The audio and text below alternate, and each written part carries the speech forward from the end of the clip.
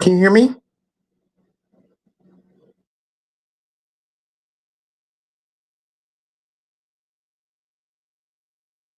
Testing. Can you hear me?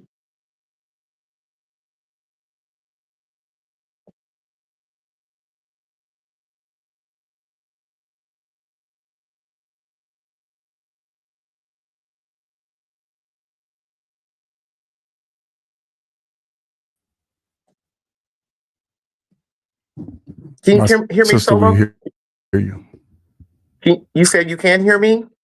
Yes. Okay. So am I ready for the Yes. intro part?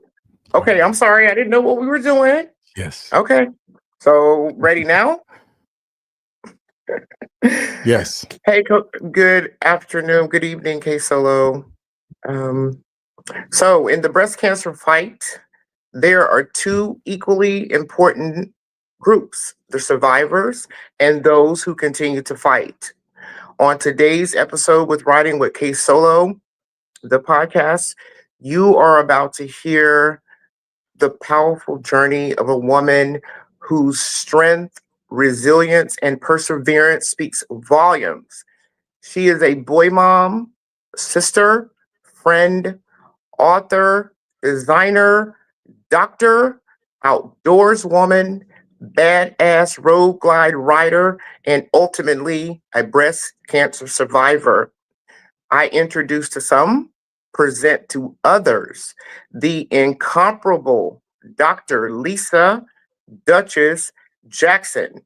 And on behalf of cancer survivors across the country, I'll ring this bell for you, Dr. Justice, in your honor. Thank you, my sister. I greatly appreciate that. And with My that, pleasure. we will start the show. Thank you.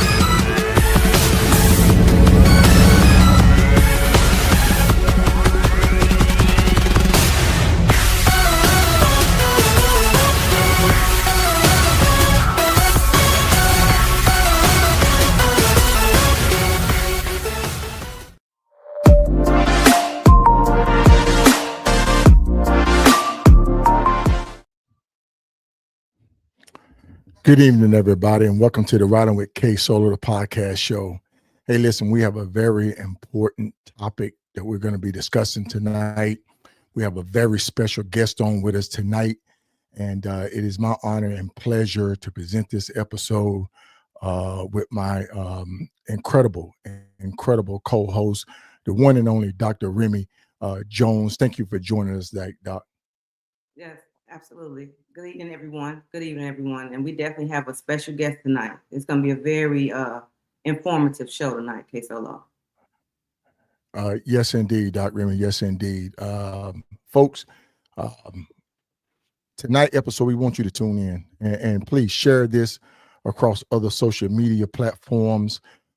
Share this as much as you can because it's going to be informative and it's a subject that no one is omitted from because this disease touches everybody, white, black, Asian, it doesn't matter. Your nationality, your wealth, it doesn't matter. So please just join us, shares as much as you can, and we'll greatly appreciate it. But look, without further ado, before we even get started, I want to thank Shakila Boosie for that intro of our special guest tonight. She reached out to me. She said, Solo, I want you to do this for me, my Titan brother. And I said, my sister, whatever you need from me, you know you got it. So thank you, Shakila, for introducing me, for getting me to do this show tonight. So listen, folks, without further ado, I'm going to bring our special guest in tonight. How are you doing tonight, Doc? And listen, folks, I got two doctors on with me tonight. Two PhDs in the house. I got Doc Remy, my amazing co-host, and I got Dr. Lisa Jackson on with me tonight. How are you doing, Doc? Man, I'm great. I'm blessed, and I'm glad to be here. Yes, indeed. Yes, indeed. We are glad to have you. Folks, just kick back. Let us get situated. Let everybody come on in. We have people coming in on Facebook. We got people coming in on YouTube. Come on in. Make sure you like and comment. Feel free to comment. We're going to have a couple of cameos coming on as well. People are going to be sharing their journeys dealing with this disease of cancer, and it should be inspirational to a lot of people, man. And if you don't take something from this tonight, if you don't get something from this night, then we definitely didn't hit it on the head. But we're going to definitely hit it on the head tonight. So listen, I'm going to have my doc go ahead and kind of introduce our guest tonight. Doc, if you would, please. Yeah, absolutely. Dr. Duchess, Army veteran, researcher, prior professor, motorcyclist, and someone with a spirit and a journey that I met last night during pre-production, and that you've been on my mind ever since we've talked last night, and I've just been going through my mind, thinking of more questions that I wanted to ask you that I didn't get to answer last night, but you were just so open. So without further ado, just as open as you were with me last night in K Solo doing pre-production, I want you to be as open with everyone here this evening and share your journey. So without further ado, Dr. Duchess. Thank you. Thank you again. First, thank you for and Doc, before we even get this thing started, because I'm all about giving roses. We got to give you a round of applause for even just waiting to come on the show tonight and discuss your journey. Thank you. I appreciate you for giving me this platform. I've only been dealing with cancer and breast cancer specifically for 6 months. And I'm cancer-free, 1 month cancer-free. My journey isn't as long as others. I had a best case scenario, but nonetheless, it's something that needs to be talked about. There's some truths that need to be told. Everybody's journey is going to be different. I want to let you know that I'm going to speak from my journey, but in this journey and sharing and being transparent, I've had so many people, men and women, that have messaged me about the journey that they're still fighting, what they went through in silence. And I don't think anybody should have to go through this in silence, but some do. And, we'll have an opportunity tonight to talk about the great team that I had, my medical team and my ladies, my Ruth. Yes, indeed. Yes, indeed. But listen, folks, you're going to sit there and say, well, who is Doc Duchess? Who is Doc Duchess? And we always kind of want to just kind of introduce the person that's going to be doing our interviews. Doc Duchess, how did you get that name, Doc Duchess? So this is how the story goes. It didn't come from motorcycling. I was living in Tallahassee, and I was at McDonald's, and there was a lady with her grandbaby, and the grandbaby called her Duchess. And I said, oh, that's so cute. At the time I'm in my 30s, didn't have any grandkids. So I called my sister, and I'm like, oh, I told her about the story immediately. So we had a bet, whoever become a grandparent first get to use the term Duchess. So who had the first grandbaby. So that's how it started. So it's Duchess and Nyla, and my classmates started calling me Duchess, and so there it goes. Okay. And you also are a former soldier in the United States Army, IT? Correct. I served. I actually went in the military at 17 as a split option. And my mom had to sign for me to go. That's how bad I wanted to go. I went after my junior year of high school, did basic, came back and finished my senior year. And then I went back for AIT. I served 8 years between active and reserves. And as you can also see, I was a top 25 finalist for Miss Veteran America in 2017 as well. Oh, see, we didn't discuss that in pre-production, Doc. See that? You got the picture right there. He was holding out. Was retirement ever on your radar after the 8 years? Not in the military. I was hard-headed. I didn't see myself as a career soldier at all. I was ready to get in the real world. The military, I was the first class trained as a 71 Lima on personal computers back in 1988. And that threw me into IT. You see all those certifications behind me. Those are all IT. And that's the field that I loved. And that's what I stayed in for most of my career. Okay. You know. Okay. Nice. You know, Doc was Army, I was Army, retired. So definitely. All our Navy people out there who are. Let's have to get that out there. Sorry. But listen, we're gonna jump in this thing because, like you're trying to say, I want people to kind of know who Doc Jackson is, Doc Duchess is. Not only that, being a soldier, you are originally from Belize. Is that correct? Correct. I'm Belizean. I'm a dual citizen. My father was from Belize, but I grew up in Los Angeles and then came to Texas. I have a home there, so I split my time between the United States and Belize. Nice. Beautiful country. If anybody wants to come, let me know. Dual citizenship. I like that. There it is, folks. Yeah. I mean, you can get on up out of here if you need to. Anytime. That's why I became a flight attendant, so I can fly home. Mm-hmm. And it's nothing like living abroad. It's totally different than living here in the United States. Oh, Is that where man, your I travels bet it's first beautiful. started being in the military? Say that again? Were your military roots, is that how you first started to travel and you just continued after the military, or were you traveling, when did the travel start? I'm an Army brat. So my mom was in WAC and then integrated into the Army, and she was a drill sergeant. So I've been in this military life and traveling all my life. Okay. Nice. And not only that, you are a published author. A little bit about that. You have 2 children books out. Is that correct? Correct. I have 2 children's books. Again, being Duchess and Nyla, that's my granddaughter. And these are some of this first book was an adventure. And again, everything that I do comes with a purpose and a reason. And Is My Mommy Coming? This book was particularly about not always fathers are the absent parent. I have custody of my granddaughter, and it was the mom that was the absent parent. So that's what this story tells a different point of view. Okay. And your other book that you have out is My Name is Frederick. See, now you're going to have me say something that says Frederick, Fedrick. Frederick. That's the whole purpose of the book. I have a Southern draw. That's my son's name. And, growing up, I want to empower young adults that you can correct people on how to pronounce your name correctly.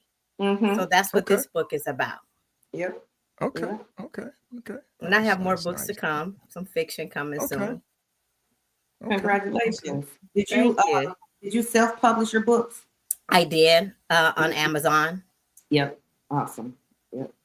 I'm going to have to get that link. Yeah, man. Good deal. Well, like I say, man, we're trying to establish, let the people know a little bit about your background, a little bit of history. Not only are you a published author, you said you were a professor.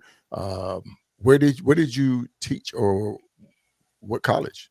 I was a college professor, and I worked my way up the chief academic officer for Southwestern Christian College in Terrell, Texas. It's an HBCU, and I attended Florida A&M University. Go Rattlers! So, HBCU. HBCU, exactly. And Okay. I also, Okay. to give back to my community, I'm a substitute teacher here in Lancaster. So I still fit that in. I can't get away from education. Got to give back. Wow. Wow. Wow. And I Definitely. did that while Definitely. I was out during chemo. I broke my leg, so I couldn't go in the classroom. But I told the district, I said, if you need me for anything, so I would go up to the administration, just answer the phone, just to get out the house. Mm-hmm. Right. Okay. Okay. Um. Someone must have, Yeah. somebody said they love those books. Yeah, Thank That's Doc you. J, Go man. get That's it. another one of them doctors out there, man. Doc just said, I love these books. Congratulations. Views on Tour said, everyone, please hit the like button. Michael T. King, good evening. Michael T. King, we're going to see you on October the 28th for your episode. So stay tuned. DJFX, thank you, sir. Just shared, man. Bolo, thank you. Everybody coming in. Preach, thank you for joining us. Views on Twos again. Everybody that's coming in, Mr. Extra. Hey, man, we greatly appreciate you. Everybody's coming. April, Victoria Garner, O'Neill, thank you. Big John Levins. Everybody, just thank you for joining. Mr. Mosey, thank you for joining us tonight. We have no other than Dr. Lisa Jackson on with us, and she's going to be sharing her stories. So right now, we're just establishing who she is and where she's from and where she's been. And one thing about her that really just threw me for a loop is you are an avid fisherman. Love it. Man, I probably shouldn't say this on your podcast, but I love fishing more than I do motorcycling. Oh, folks. I gotta tell the truth. That's Oh good. man. What got you into it? Is it the native beliefs or what got you into fishing? Just that country spirit, just seeking peace. Needing that in my life at the time. I started fishing in 2018. I'll be up all night looking at YouTube videos. I was out there fishing from the bank and eventually worked my way up to a boat. But it's peaceful. It's peaceful. Okay. And I like Okay. fish. Well, the other story is here in Texas, we eat a lot of crappie. You can't buy it or sell it. And so I got tired of begging people for some crappie. So I had to learn how to go fish and get it for myself. Then I had to learn how So to clean it. you can't buy or sell crappie in the state of Texas. You cannot. You have to go fish it yourself. Is it like a endangered species? Why is that? I was proud of just managing the fishery. That's all. Mm-hmm. Mm. Okay. People out in Texas, don't be out there hawking crappie now. Don't be out there raising the prices of it. Give it to a friend. And who is that little fella? And who is that little fella with you? Man, that's Major security. Major's been with me for 8 years now. And he has some special talents too. He a chicken herder. He know how to fish. You see, he loved boating. He loved camping. But he's right there. He's down whatever. Yeah. Good deal, folks. Come on in, folks. We still got people coming in. We want to thank everybody for joining us tonight on the podcast. We have Dr. Lisa Jackson on with us, and she's going to be talking about her journey dealing with cancer. This month is National Cancer Awareness Month. That's why we're highlighting it. That's why we're in pink tonight. That's why the studio's pink. That's why I'm wearing my pink RTE shirt, because I'm still on an RTE high. And Doc is on her pink, and Doc J is on her is in her pink. So listen, Doc, I'm going to go ahead and let you open up the questions to go ahead and get us established on this episode. Absolutely. So my first question is, when did you fall in love with motorcycling? Again, that's one of those things that I've been around it all my life. My Aunt Dorothy rode motorcycles. My mom rode motorcycles. I remember 12 years old riding on the back of my mom Kawasaki and riding state lines. So I've been around it all my life. As a young adult in my 20s, I started out on sports bikes, and I eventually moved into touring around 2016. That's another thing that I've been exposed to all my life. I come from a matriarch family with a lot of strong women, and we do things like this. Mm-hmm. How old were you when you got your first bike? My first bike, I think I was around maybe 26. Okay. Okay. And you were in an organization. Who are your affiliation or previous affiliation? Because I always want to, give credit to affiliations, clubs or organizations or sororities or fraternities. I always want to just kind of, give them credit. Not just on the bike set, all my affiliations. Right. I'm a graduate of Leadership Tallahassee, class 26. I am a member of Kappa Epsilon Psi military sorority. What else? I can't think of. Those are the major ones. I would say. We talked about it in pre-production because we talked about in production, club organization, club affiliation, social clubs, anything like that. Oh yeah, some time ago, I was a member of Queens of the South and Fierce Angels. Those are the two clubs, and I built some great bonds and sisterhood in those clubs, and still friends with those ladies till today. When you first started riding, did you join a club, or were you riding independently and then? Oh no, I was an independent rider for many years before. Not until I started touring did I entertain riding in a club. And actually, being here in Dallas, I moved back here in 2012, and this set life here, it was all about riding in clubs. When I was in Tallahassee, it wasn't like that. It was a smaller city. But here I became more exposed, and I was older, and I had the time to ride and meet people and met some great people that exposed me to this life, taught me well. Okay. And, you bumped into Sale. I think that was in Vegas, Solo, Yeah. that other Solo out there. A lot of riders. And then you're also such a powerful influence to the females out there as well. I learned from them. I move silently, but I run into them in other states. I tell Snacks all the time, we both live here in Dallas, but I never see her in Dallas. I always see her somewhere else. And so, but I love to follow the other ladies, and I'm still learning from them. Right. And you've completed the I-10 to the end. Shout out to Big Sarge and his experience, social experience experiment, the I-10 to the end. Yeah, I did that one last year.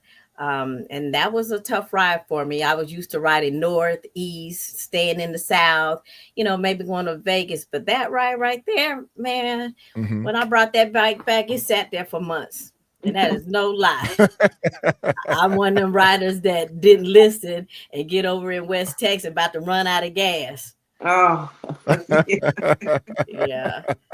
You've been on the Mother Road as well. I know that little city right there, man. It is almost in the middle of nowhere, but good deal though. So, you're an avid rider. It's another one of those tools you lose to just kind of like, a flight attendant, man. You're a mile high, you know what I'm saying? And then everybody say, I ride for a reason. Why do you ride motorcycles? What is your purpose of riding motorcycles? I'm an introvert, and the things that I do, if you look at it, riding motorcycles, fishing, and camping, it gives me an opportunity to be at my thoughts.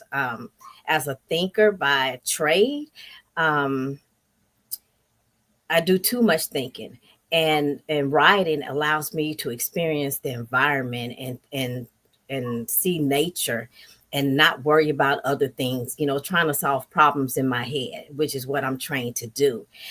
So riding just frees my mind. Okay. And like I said, everybody rides for their own purpose, their own reason. And we always want people to just kind of share why do you ride? Why do you want to get on a motorcycle and just kind of like, be adventurous and share your journey? And this is part of your journey. And we're going to lead into our next portion. So listen, folks, we're establishing who Doc is on a motorcycle set, dealing with motorcycles. This is what this podcast is all about. But at the same time, we're getting ready to shift gears, and we're getting ready to go into our main topic of cancer, her survival, her journey, everything about it. So listen, folks, I want you to stay tuned, stay in your seats. We have a couple of people that's going to be coming on, doing a couple of cameos. So we will be right back.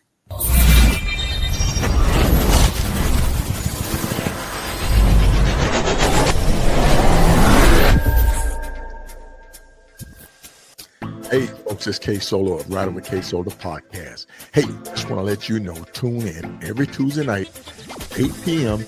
Eastern Standard Time, 7 p.m. Central Standard Time, 5 Pacific, right here on Riding with K Solo, the podcast on YouTube and broadcasting on Facebook.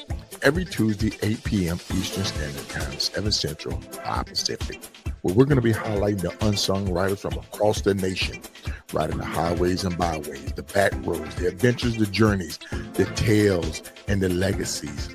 Make sure you tune in right here, Tuesday, 8 p.m. Eastern Standard Time, 7 p.m. Central Standard Time, 5 Pacific, Riding with K Solo, the podcast.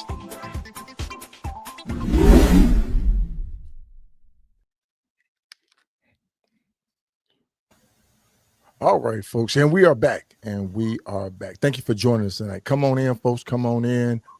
We got people commenting. We got Gorilla Blue. Hello, loved ones from Gorilla Blue, aka the Highway Burglar. We got Thorough Verge in. We got Crowbar in. We got Mr. Soul Journey H Stock in. Thank you for joining us, sir. Thank you for joining us, sir. Major, everybody, just thank you for joining us. And we have the IBR winner in for 2025 in Nicole Meeks. Hey, thank you for joining us. Thank you for joining us, Miss Meeks. Hey, listen, folks. Our topic tonight is breast cancer. Not breast cancer, but cancer itself, cancer awareness. And we have a survivor on with us, and she's going to share her journey with you tonight. So listen, we're going to dive into this thing. Before we get started, we got one more thing that we want to talk about, because currently you are a flight attendant. Is that correct? Another career change. Is that correct? Yes, this is my retirement job. This is gonna be the last job. So when I left the college, I said I'm not going back to work. I'm just gonna, travel. And then I was on a flight on Southwest Airlines, and I met Miss Deborah, a flight attendant. We started talking about the books that we author, and she said, Lisa, you always on this flight, because I fly home every month. And she said, you're always on this flight. Why don't you become a flight attendant, get paid to do what you're doing? And I said, okay, that made sense to me.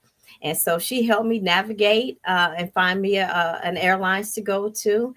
And I did that last year, and I'm thoroughly enjoying it. The free flight privileges has really opened up the world to me even more. Okay. Nice. And you were talking about, man, I enjoy flying for free. We were like in R and envy, weren't we, Doc? But I tell anybody, it's a great retirement job. Good. Nice. Well, listen, before we jump into this thing, man, I just want to bring a cameo in. I have LT on Views on Twos in the green room. He's a survivor himself. And what we want to do is we want to just bring some people in to kind of hear their stories and just kind of generate, just let people know there's different types of cancer. So from a male perspective, how you doing tonight, LT? What's up, brother? How's everybody? Thank you for having me.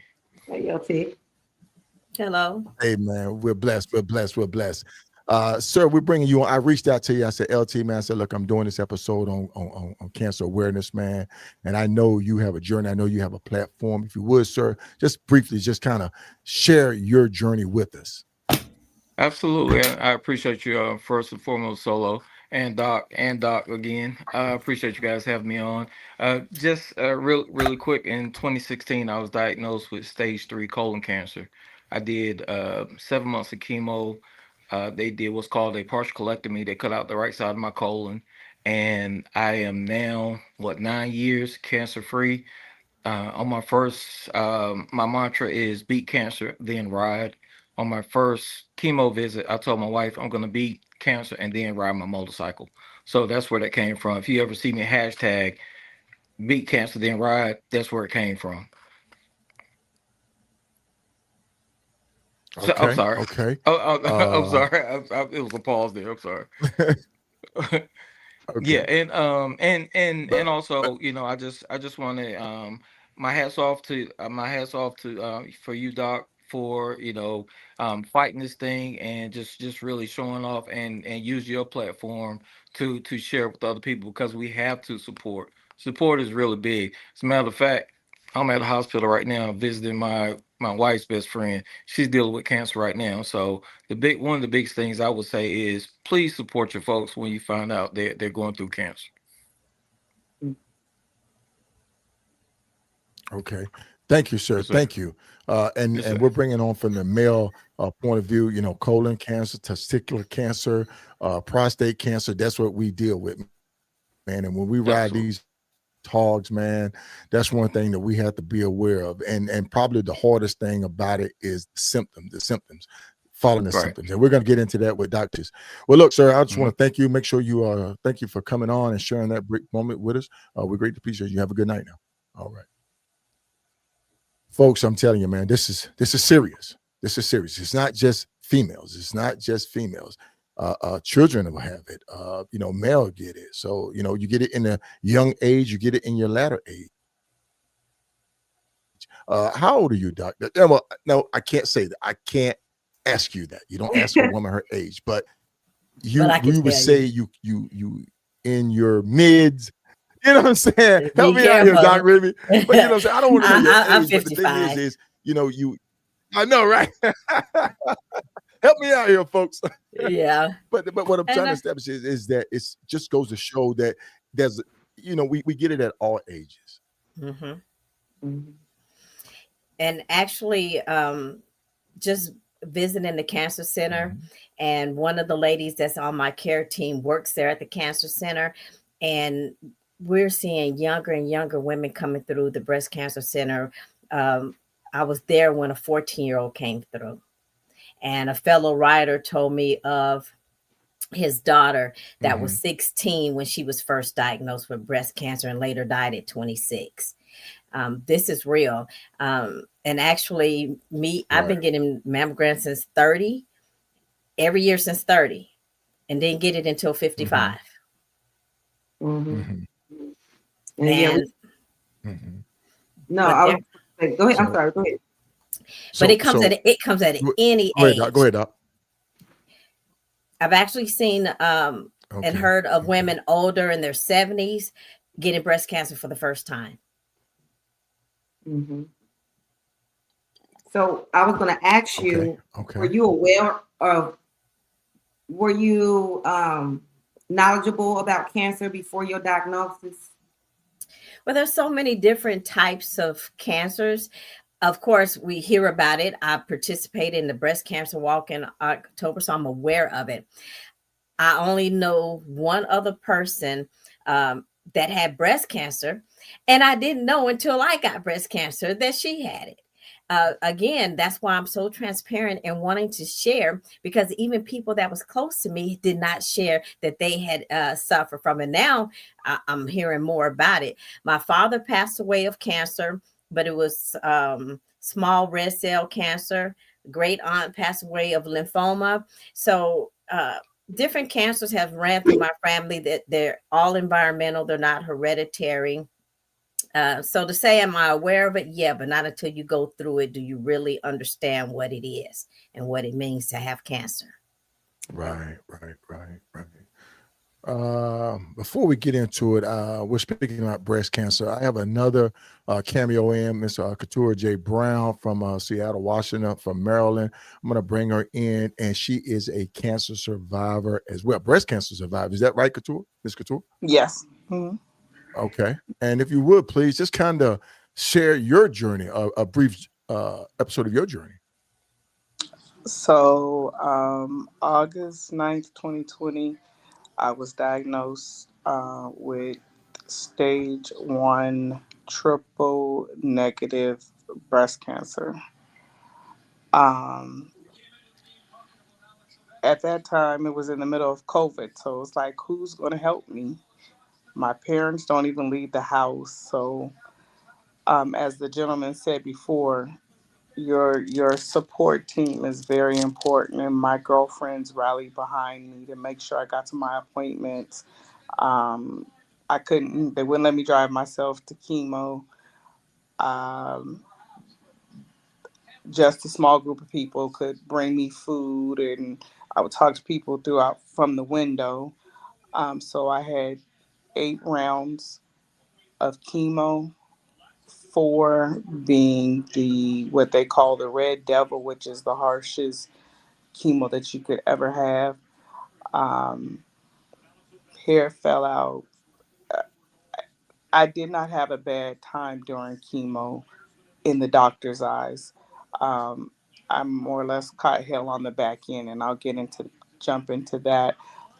So 8 rounds of chemo, a lumpectomy, a breast reduction, a lift, and 18 or 20 lymph nodes removed out. A week after the surgery, they called me back and said that there was no evidence of cancer in my body. And then I had to do 21 rounds of radiation. That kind of was a walk in the park. I didn't burn or any of that. It just made me really tired. Finished that 2 years to the date of being diagnosed with breast cancer, I had a stroke.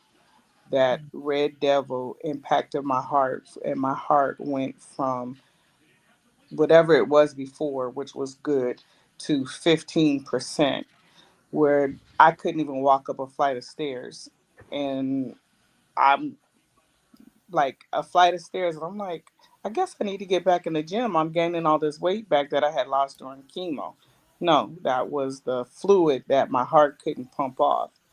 So 3 days in the hospital, and they give me Lasix, and I dropped 20 pounds just like that. So all the medicine they put me on, they wanted to make sure that it brought my heart rate up to 35 to 40%. Well, it didn't. It only brought it up to 30. So the next step was I needed to have a defibrillator pacemaker. Schedule the surgery. My parents come in town. My sister come in the country, and I go back for my 1 week checkup for my wound. And I told them I felt something a little funny, and they do X-rays, run all these tests. The next morning, I find out all 3 wires detached from my heart. So I had to have 2 heart surgeries within a matter of 3 weeks. Now I'm fine. I try not to overdo it. No Okay. comments from the peanut gallery, K Solo. I try not to overdo it because I was a social butterfly before.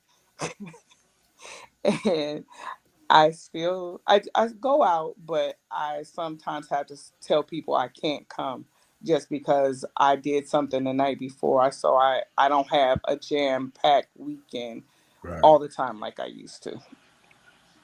So that's my story in a nutshell. So Right. men and Right. women, get your Definitely. breast checked Definitely. because men Definitely. can have breast cancer as well. Thank you, Ms. Brown. Thank you for sharing that. Yeah, yeah. Thank you for sharing that and your journey, your plight with it. Folks, this is serious. Thank you, Ms. Brown. We'll definitely be in touch. Thank you for sharing that. Doc, anybody got any questions, or uh, is Yes, that kind of like what uh, the path that we've traveled? yes, similar path. But I just want to ask you, Miss Brown, Hmm. with all the side effects from the risk that we take from going through chemo to treat cancer, would you trade it? Did it did it outweigh? Did those risks outweigh, ridding the cancer for you? Um, I don't think I would try to do it another way. I just wanted to get the fight started. That was my mindset. Like I did, let's get this over with. But yes, the risk I can outweigh the reward. I know another thing that I say now is during that time I just kept saying I just want this to be over with. I just want this to be over with so I can get back to my life. I said it last week. That person died on October 9th, 2020 when I heard those words. I'm 2.0 now. I understand. Life is different after cancer. Very different. Your perspective is different. the way you think, the way you move, everything is different. Hmm. So I truly understand what you're going through, Okay. what you've been through, and having to deal with all the side effects and associated with your treatment. Thank you. Yeah. Side effects is what gets you. Hmm. If the treatment doesn't get you, the side effects will. Yes. So it's Wow. never. So Wow. you just really have a Well, look, balance. Miss It's, Brown. No, go ahead. you, no, I was just gonna say. So when they say you damned if you do it, you damned if you don't, is that the type of thought process behind it, or is it like, no, I'm gonna get into the fight, so I'm gonna fight and deal with the repercussions later, and so That you know, yeah, that's We how know I what took it. cancer would do. Yeah, We know what cancer will do to our body if we do not attack it and treat it. We know what it will do. All the other risks we can treat the symptoms. yeah, it's definitely it. Okay. Okay. We have to fight. We have to Okay. fight the Well, cancer. thank you, Miss Brown. We have another cameo in. I'm sorry. There's a slight delay, folks. There's a slight delay going on with the system, so we're kind of overlapping. But we have another guest in the green room. Miss Crystal Washington is in from Norfolk, Virginia. She's making a cameo as well. Miss Brown, we want to thank you. Our prayers are with you. Stay strong and stay in the fight. Thank you. All right. Take care. So listen, doctors, we got cameos lined up from everybody right now. But Dr. Duchess, I got to ask you, what what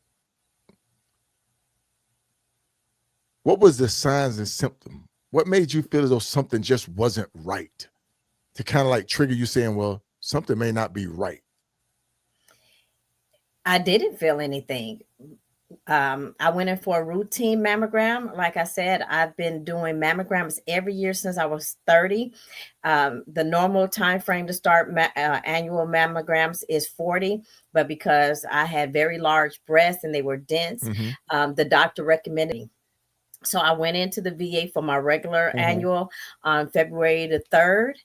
And a week later, my primary care doctor called and said, hey, I just want to let you know the radiologist wasn't able to read your mammogram. So they're going to call you back to reschedule. And this time when you come back, they're going to do an ultrasound. Me being naive, wasn't thinking anything about it. I waited till they called. They couldn't get me in for 3 months. And we know that as a veteran, if you go to the VA, if they cannot see you within 30 days, you can be choiced out into the community. I'm flying. I'm not thinking anything about it. I've had good scans every year, no scares. So I wasn't worried about it. And then when I went in 3 months later, the ultrasound tech, she's like, oh, we saw this 3 months ago. We knew it was cancer then. So you waited 3 months to tell me? 3 months. Wow. But there was no signs. And it was only initially was only 1.1 centimeters. That's how small it was. Even if I did a home examination based on where it was located, I had invasive ductal carcinoma, which means the cancer is derived within the milk ducts, and invasive means it spilled out into the tissue of the breast. So I couldn't feel it. So your best recourse when you can't do that is to make sure that you get your annual mammograms. And I posed this question to my oncologist just last week. I asked, now I have checks every 6 months, but even for the annual, if you had a mammogram one day and that abnormal cell, that cancer decides to activate in your breast or anywhere, if I had that mammogram 1 year later from that day, will it still be detected early? And I was told yes. So that's how important that annual mammogram is. Even after a year, they can still catch it early. Just that fast. Just that fast. And I have an aggressive one, just like Ms. Brown. I have triple negative breast cancer, which means it's There's 4 grades of aggressiveness, 1 through 4. I'm a grade 3, which means I'm moderately aggressive. And by the time I made it over to UT Southwestern Cancer Center, my tumor was 1.4 centimeters. Wow. Now, So now it I have grew. to ask, excuse me, Doc, but I have to ask you, you said that there was 83 varieties of cancer and you came up negative for all of those. So during my initial testing at UT Southwestern, they tested blood, but they also recommended genetic testing, and they actually test for 85 different cancer markers. They want to look to see if you have what we call BRCA1 or BRCA2 genes that lets them know if it's hereditary, because cancer, and I'm going to specifically talk about breast cancer because that's what I had. Breast cancer is not preventable, but we can lessen the risk if we know what you have, what's your genetic makeup. I have no gene mutations, no abnormalities for cancer, 85 different cancers. So that means when I got cancer, it was purely environmental. That means it was through something that I ingested, digested. The doctors do not know what activates it. It could be age, it can be alcoholism, and then I also thought about flying a plane. And I went, being the researcher that I am, I did go look it up. And there's one study where 50% of female JP8 fuel is the worst fuel there is on the planet. And I tell anybody, and I'm going to ask you, I'm sorry to interrupt you, but the time frame that you was in the military, I know you were IT, motor pool, petroleum, downrange deployment. Did you go downrange? Were you in the burn pits or anything like that? No, I was all stateside, so I don't attribute mine back to my military service. Truthfully, even though I'm going back to flying, I think that played a factor in it. From studies that I've read, when they clean the planes, the fire retardant material that the planes are made out of, there have been prior suits brought forth to airlines where flight attendants, especially female, because we have a higher risk of attracting breast cancer. But it's hard to win those suits because it's not like you bump your head on the plane and you got breast cancer. So how do you prove cause and effect? Right. And so in the absence Well, listen, of that, Go ahead. No, we have an overlap, folks. I apologize. I have apologized. There's a slight delay, but go ahead, Doc. So in the absence of that, we can spend our time trying to figure out why we got it, but it's so many cancer patients, doctors are just trying to treat us. Okay. Doc Remy? Yeah, I wanted to highlight that on her Facebook page, she has a pinned question. And the question is, when have you been tested for a mammogram? When was your last? Can you tell us about why did you pin that? I was thinking, you do a lot of thinking when you got cancer and you got a broke leg. I broke my leg 6 days after I got diagnosed. So I spent the last 6 months at home. And, just talking to people and meeting people and finding out that women are being diagnosed with stage 3 and stage 4. And I'm talking to my oncologist and I'm like, why? Why? She said, because they don't get tested. They don't come in. So I said, oh, so that's the key, is early detection. So I like to say early detection saved my life. And so I asked, if you care about the woman beside your daughters, your wives, your significant others, your mothers, you want to know if they've had their mammogram. I was shocked that I had friends that haven't had mammograms in 5 years. So then when I asked them, they're like, oh, I'm going to get it done. I'm like, you promise? And that's where Cancer I Promise came from, because I want them to make a commitment. I'm going to hold them accountable to it, because we can treat this. It is curable if we detect it early. Right. Well, listen, we got someone in the green room I want to bring in. We have Miss Crystal Washington. How you doing, Miss Washington? Thank you for joining us tonight. Good evening. Good Good, evening. good. Okay, Crystal. Hi. So I am a survivor. I've been cancer free now for 8 years as of October 4th. October 4th, 2017, I was diagnosed with stage 2B breast cancer. I was active duty, IT as well. Um, it was tough. I was a single mom raising 2 kids while I was going through my process and still on active duty. Like I said, um, I've had 4 months of chemo. They did a double mastectomy. I had 2 months of radiation every day. I recently this year decided to share photos and stuff on my Facebook of my journey. So a lot of people have been reaching out to me in regard to that and surprise. So that's how I was told about the podcast tonight. Because a lot of people that were around me saw me and knew that I had been diagnosed with cancer, but they didn't see what happened behind the closed doors. So I just kind of was sharing, my photos and stuff this year. I was 35. My mom had it. She was stage 0. And I told the Navy that, she was 3 months. 3 years, 3 years when before I was diagnosed. And I told them about it. They didn't say anything, do anything. So I did the gene testing. I didn't carry the gene. I do have a daughter, so I'm still kind of concerned for her because I was only 35 at the time. And, we talk about it because she does ask questions now. Is it a possibility she can get it? And honestly, I have to tell her it is a possibility because I don't know, with my mom having 5 sisters and it only affected her and myself. It's like, okay, well, where did it come from? I have majority of my mom's side of the family are females and nobody else has had it but me and her. So Was this was this something that you're asking if it was hereditary or maybe it was environment, like what Dr. Jake was saying? No conclusion, anything like that? I still to this day ain't figured it out. I do know that I used to, and what caused me to go to the doctors because I wasn't at the age to have mammograms and stuff yet. I used to scratch, and it was on my left side. I used to scratch a lot, just my breast.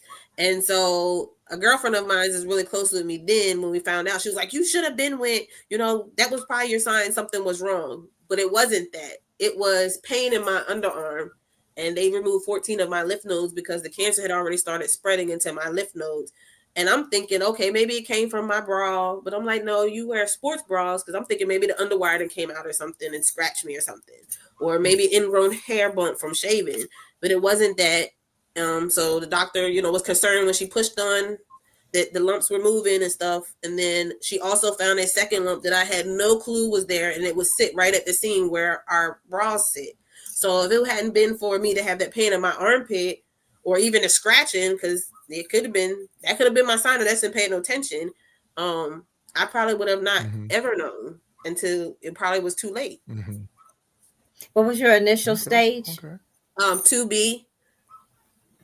I had a metastatic Metastasized. inductal carcinoma. So, and the military just kind of rushed me along because at that time, I was dating, so I did have a boyfriend, and we were thinking about having a child. Which, after the chemo and all that stuff, it made me infertile. But I was just like, hey, ask a question. No, don't worry about that. People can have babies later. La la la. They just kind of just rushed me along. So my process was. Oh, wait a minute. Hold up. You just opened up a whole new can of worms. So the chemo made you infertile? Yes. So if you in that window of, and I say fertility or having kids, if you detect it with cancer and you choose to take chemo and all of that, that could basically prevent you from having kids. Yeah. It was based on at the time, like we did a lot of testing and stuff. Since then we've stopped, but it took me probably about another year or so after all my treatments for my cycle to even come back. And then they started testing, my levels, and my levels weren't never there. So like my body wasn't producing its own eggs. So I could have carried an egg that was donated, but I couldn't make my own. So that was kind of like a devastation in itself too, I do have 2, but thankfully I have 2. But at that time, it was like, Right. and Right. you know, it was a lot of emotional toll for me because that boyfriend at the time didn't have no kids. So it was like, okay, well, he's not gonna want me. I Right. can't. I like what I supposed to do, like, you know. So I'm now Right. this year, 8 years, able to actually even speak about it more in depth. And like I said, I've been sharing pictures of, you know, my process, you know, with the Right. radiation, with wearing the little special bras and the boobies, and you know, 2.5 years after, Uh. you know, reconstruction. Right. So Right.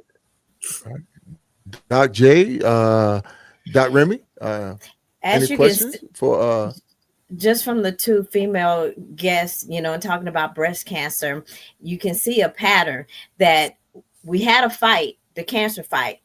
And then after the fight, we still got another fight. Right. You see, we fighting for the rest of our lives. Mhm. Cancer changes lives and even our Wow. health. You know, Mhm. we deal Right. with the cancer.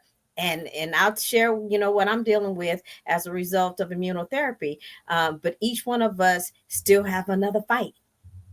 So support doesn't end Right. just with cancer.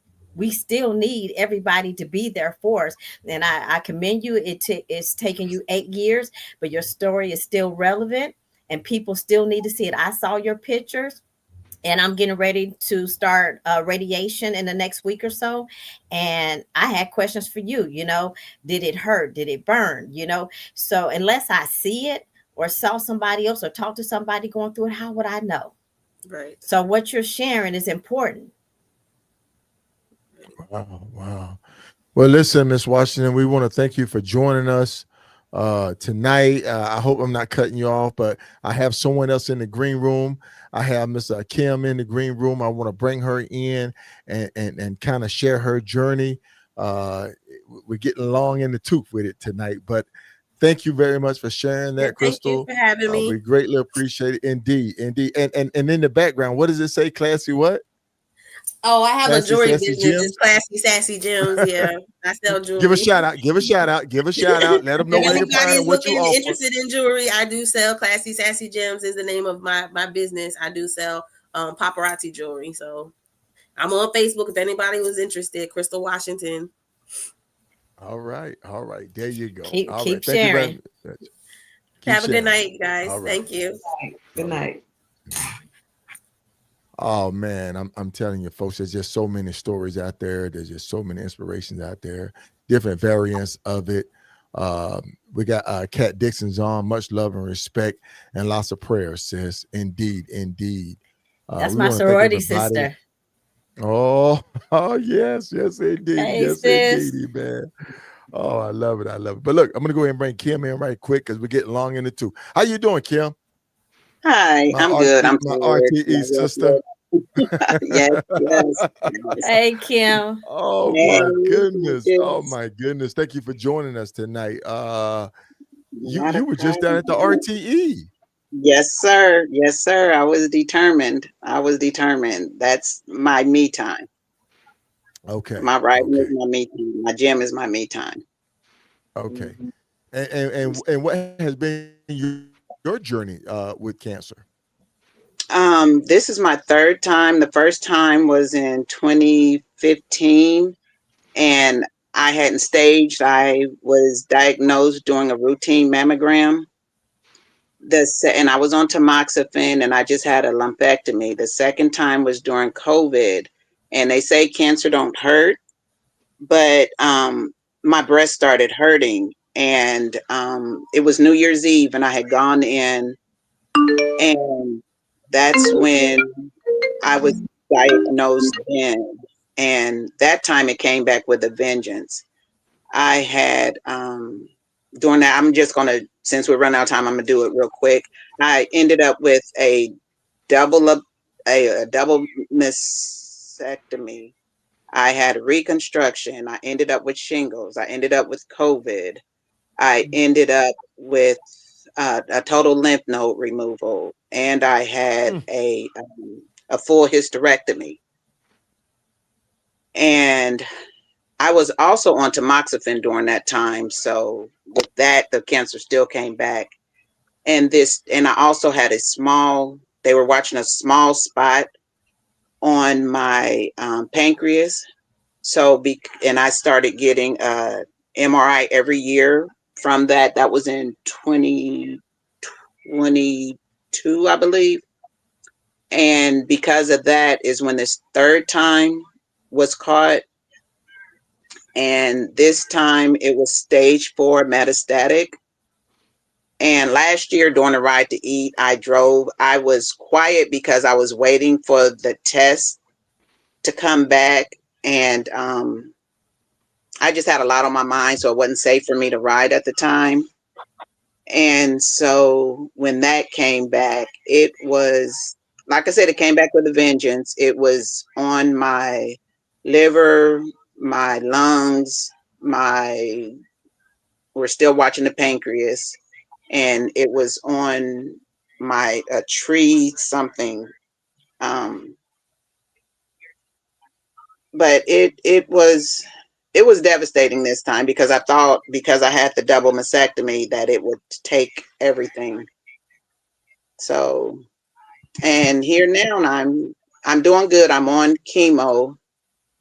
They tried other medication, but it was doing more damage to my liver and to my blood sugar. It kept my blood sugar real high. And that medication was extremely expensive. Like, it was probably Right. 40,000 every 2 weeks. So we tried chemo, and that seems to be working. And because my cancer is hormone receptive, my granddaughter, my daughter did their research. So I went total vegan, and that's helping to shrink a lot of it. I just have scarring on my lungs now, which the cancer has shrunk. But this is something I have to deal with the rest of my life. So Right. I just try to do what needs to be done. So, Doc Remy? Yeah, can you ladies explain the difference between the radiology and chemo? radiation is just where they just do like laser for that spot. But chemo, I have a port, and they put it in through there. It's medication. I also do hormone therapy with that, and steroids, and that's through a port. Dr. Duchess, you have a port Now, too. You did. now, Doc Jackson, is that right? I was going to ask, do you have a port, or is that something in the future that you may be looking at having to go through? No. You get your port before you start chemo. You don't want an IV being poked. And with some of us that have lower blood pressure, you wouldn't even have veins to get poked as much as we get poked. We get poked every week for lab draws. You get they put all my pre-cocktails, my steroids, my nausea medicine. I take 2 nausea medicine, the chemo, all of that goes through your port. And this will be in here for a few years, as long as you need it. I think different ones, it'll be here for years because you don't know. And I'm high risk. She's stage 4 recurrent, and will be treated like she said, for the rest of her life. For me, I'm high risk as triple negative. She's hormone positive, and we'll discuss that later and what that means in terms of lowering your risk. And so I'll be treated for the next 10 years. So you will have that port in for the next 10 years?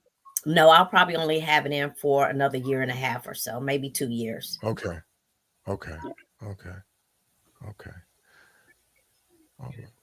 Well, listen. But like the other young lady said, the first time I had gotten chemo, it did take me straight into menopause, and I was only in my 40s. Then, so chemo is harsh on your body. Very harsh. Yeah. Yes, indeed. Panel, and I say panel, I have to call everybody, address the panel. Are there any questions? I mean, I do. I have a question. So I keep seeing that early detection is key, and the recurrent thing. But when we talk about the Black community, we don't really like to go to the doctor. How do you suggest early detection when we can't get to the doctors because of the mindset that we may have in our Black community of not trusting doctors, or when we talked about Tuskegee, we talked about that in pre-production, the Tuskegee experiments, and we don't trust doctors, and we just have this negative connotation about going to the doctors. And so if early detection is the key, whether it be male or female, how do we change that movement in our communities? We're doing that right now. When we are transparent and we're sharing, we give people an opportunity to identify with somebody else and what they're going through. They're able to internalize it, and then they're better to put it in perspective and say, yeah, I need to go do that because I see another person that's my age, my color, and so I can get it too. My oncologist, she's a white lady. And she told me, she said, Lisa, you've been positive from the day you walked in here. You've had the best possible outcome. And she said, we still finishing your treatment. But she said next year, here in Dallas and South Dallas, if you're from this area, you know, is largely populated with Black people. And so they give a talk from UT Southwestern over there. But she said, we need young Black women like you to come and speak to them and tell them to go get a mammogram instead of these 70-year-old white women to come do it. So it does make a difference. We want to see us doing it. You know, we talked about we don't go to the doctor. We don't trust doctors until we have to don't trust them. Doctors. And then we trust them wholeheartedly then when you shouldn't. Right. Because doctors bring their biases with them. And I have a good example of that. We have to own our health. Luckily for me, I have a PhD in health sciences. I know what questions to ask. I know how to research. Right. And I ask them to talk to me as such. There are other people that does not have that level of comprehension and that anxiety and the depression. We don't know what people are going through when they get that diagnosis. We don't know where they're at in life to receive that information. So when they go, they just know I got to get treated. And they do whatever they tell them they need to do. Now, don't get me wrong. We don't want to over research it. Right. We don't want to self-diagnose. But I would say this right here, from a male point of view, a little bit of pain. We're taught males deal with pain. A little bit of discomfort, we deal with it. We won't go to the doctor. The only time we go to the doctor is when the limb is about to fall off, or skin won't heal, or bed sore, or something like that, when it's just gone too far. That's why with diabetes, we're getting toes cut off. Exactly. And even in military, we're trained. You know, you're a wimp, you're soft, you know, you're shamming, a case may be. But I tell people, man, you have to go get checked out. And I'm one who'll sit there and wait till they get to the point where, okay, now I can't lift my arm, or now this pain is getting me too bad for deal with, because of that whole stereotype of men being strong and not waiting till the last minute to go get checked out. But routine with cancer, prostate exam, and they do prostate exam then with blood work. So, you know, you don't have to go and get the finger.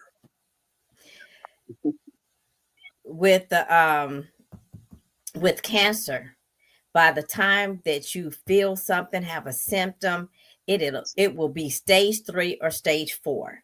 We need it to be stage 0, stage 1. When they detect it, you have a better chance of beating it. Even stage 2. I've seen people with stage 3 that beats it, but they're going to go through months and months of chemo. And the more chemo you have to go through, the more it tears down your body. Yes. I was stage 1. I didn't have to do the red devil that one of the guests talked about. I did part A, which is 12 weeks of chemo, part A. Part B is another 12 weeks. By week 3 of my treatment, and I went in for a physical exam, my oncologist could not feel my tumor at week 3 of chemo. But I still had to finish out the whole 12 treatment plan, because that's what trials have said works, you know? But that's how I had a successful response, was through my chemo.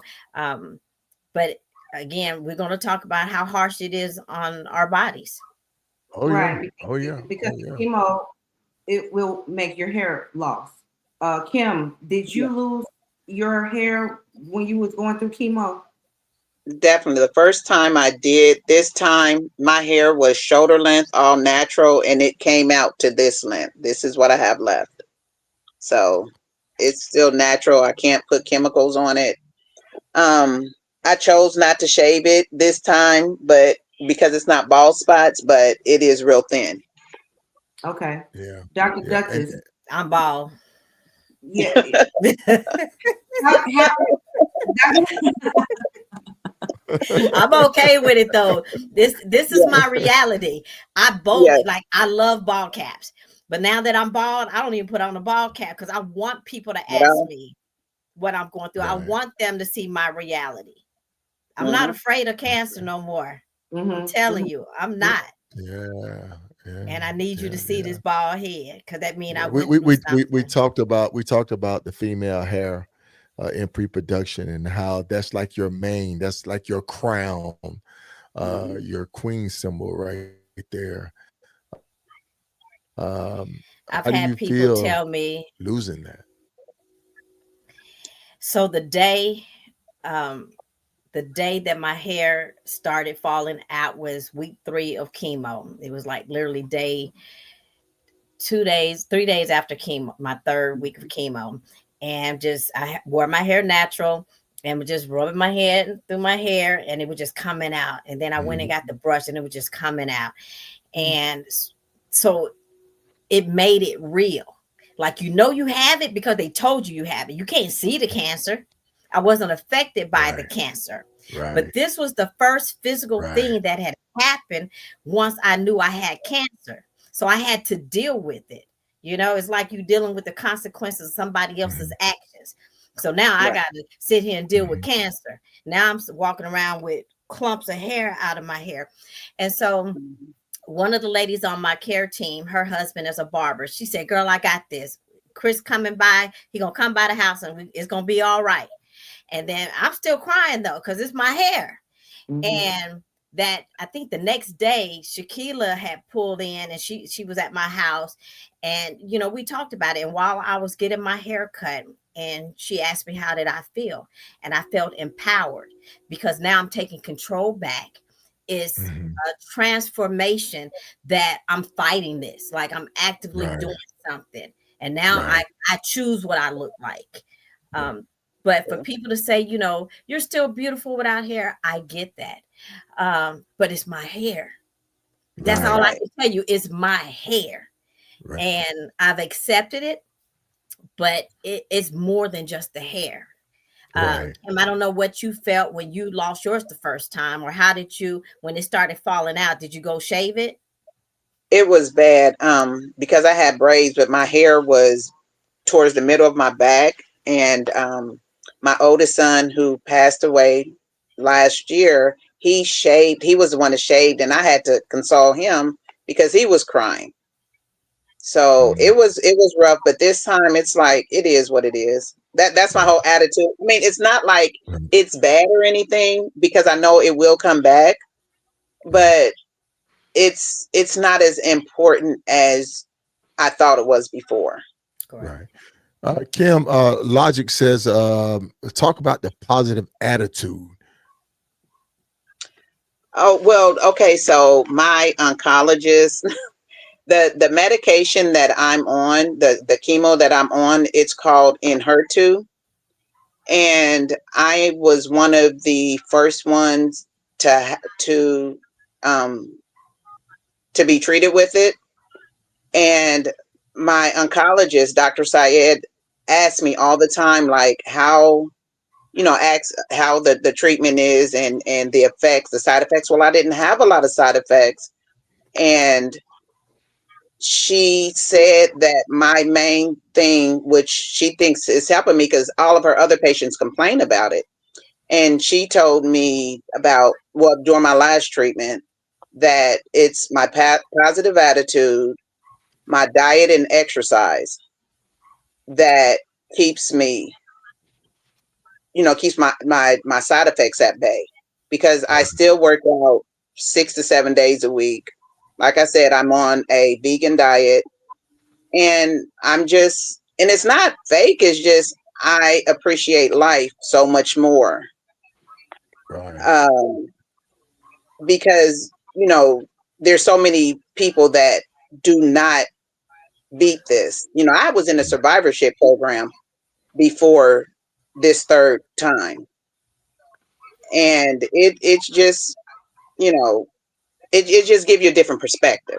So my oncologist, like she said, she believes that's what keeps me more in the healing realm than anything outside of my faith. Okay. And, with the positive attitude, we know that we can make ourselves sick. You worry too much, your anxiety, depression, you can make your body sick. Cancer feeds on those things. Like when you are anxious, your body produces a steroid like cortisol. Cancer feeds on high levels of things that should not be there. It thrives in areas in your body where things are abnormal. Okay, because that's all cancer is, abnormal cells that multiplies uncontrollably when put in a perfect environment in your body. So it feeds on those things. So if you follow me and follow my journey, I'm gonna always have a smile on my face. I had a smile on my face before cancer. Now there was plenty of days I had to put on that smile before I turned on that video, because the ladies around me on my care team, they see me, down at like that one. I can see through my eyes that I had a bad day that day, because I'm in the bed and I'm never in the bed. But I mustered that smile up, because I never want to project what people perceive as being miserable onto anybody else to ruin somebody's day. And I want them to know I maintain a positive attitude. But even Jesus on the cross said, Father, Father, why hast thou forsaken me? He knew what his purpose was when he came here. But at that moment, he was still human. So even when I'm down, when I was going through chemo, I'm still human. So don't understand, just because I have a bad day or I'm down or I'm in the bed, don't mean I don't have a positive attitude. But I mustered up everything that I can to stay positive. And I couldn't work out. I broke my leg. So, and I broke it at the knee. So I was immobile for 3 months, the whole time I was doing chemo. So, but I had the right people around me to make sure. I mean, and a lot of them was from people from the biker community. I'm talking about on a daily basis. They were consistent with calling and checking on me, and they was deliberate in what they said and how they motivated me, and they keep me up because they knew I like to be outside. Right. But they called, they joked, they didn't treat me any different, kept that smile on my face. But even my oncologist said, your positive attitude is what's getting you through. Yep. Okay. We don't need all that negativity in our life, that drama. If you're going through cancer, walk away from that, cut them people off. I'm telling you, there's a lot of other things that's happened in my life, like losing my mom this year, dealing with my sister. And I had a realization that, we try to understand why we go through certain things. And I quickly realized that it wasn't just the cancer in my body that I was fighting. I'm fighting cancers in my life, because this year people during this journey has shown me their true colors, who they are. And when they do, you have to believe them. So when they walk away from me, I have to stay gone, because I have a fight over here. I can't be worried about other stuff. I got to fight over here. I got grandbabies. I got kids. Right. So Definitely. when we talk about positivity, that is real. Yes. Well, listen, Kim, we want to thank you for sharing your journey with us tonight, shining a light, seeing you at the RTE with a smile on your face. Always. You was at your own pace, but you were there. You were there, and I'm glad you could come on tonight to share this with us. Logic says our prayers at the church for 250 and for each of you. is complete remission. Indeed, Thank you. Logic. Thank you. Thank you, sir. Thank Yes. you. Good deal. So Thank you Kim, for having me. we want to thank you for joining us. You're welcome. All right. Thank you. Good Goodbye. night. All right. Bye. Good night. All right. Oh man, this is truly touching tonight, folks. It really is. I don't even know how to say good night to someone or goodbye to someone, because now I'm all like, man, let's keep going. Let's keep going with it. Let's hear more. Let's talk about it. Duchess. I got something. No, go ahead. Go ahead, Doc.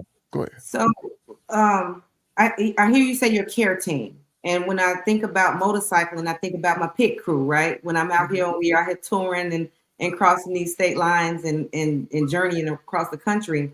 We have a pit crew, and so when I hear you talk about your care team, that's your mental, your spiritual, your physical, your financial. Because a lot of times, from what I'm understanding, is that when it comes to finances and being diagnosed with cancer, when we do the breast cancer awareness walks and things like that, and the donations and the fundraisers, that money really doesn't really get to the patients. Am I correct? So you really need a care team or a pit crew that is actually going to cater to all of the needs. So can you talk about that? Am I hitting it or am I missing it? Partially, my care team are 9 ladies that I picked that's been in my circle, that I knew that would stand 10 toes down with me through all of this. And they provided all of that you said, spiritual, mental, physical, financial, whatever they can do, they did it. But the rest of my support team is the people that's on this call, my biker community, my sorority sisters, my church members. There are other people. Everybody has a role in your life. So that was but my care team of the 9 ladies, that was a special group. And then when we talk about these major breast cancer organizations that we're doing cancer walks for, and they're raising money, a lot of that money goes towards research, what we definitely need, because they don't have a lot of patients like Black people that does trials to get information. So we still need a lot of money to pour into research. But as a cancer patient, now I can't work. Short-term disability only pays 60% of your base pay, which for me, I'm transparent, $325 a week. What am I going to do with that? I still had bills to pay. As a flight attendant, you can't work part-time. Either you working or you're not, no restrictions. So immediately, and then 6 days later, I broke my leg. So the VA and UT Southwestern sends me these packages from these major organizations. First of all, I'm trying to navigate doctor's appointments, what I have, what I'm going to do next. And they want to send me a 5-page application for $400. And you can only get it once a month. But then when back in April, when they sent me the packet, they either weren't accepting applications, they ran out of funding. This is in April.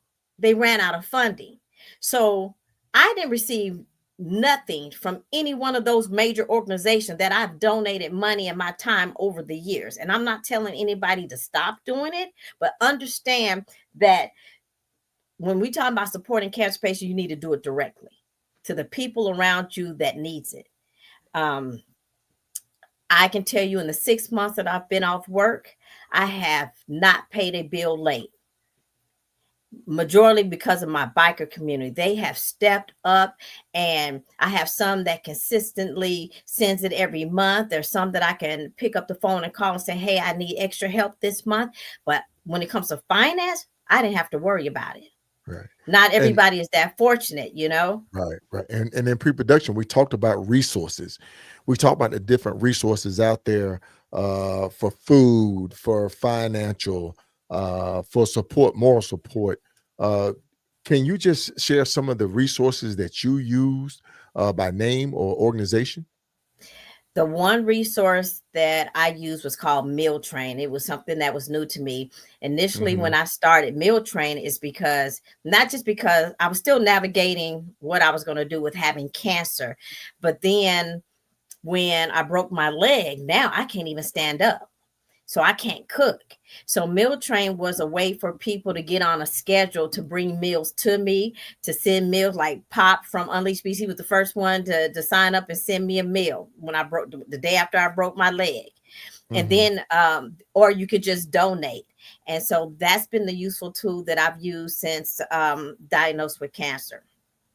What about the VA? Did the VA have any type of resources for you, or any organization that kind of like say bill?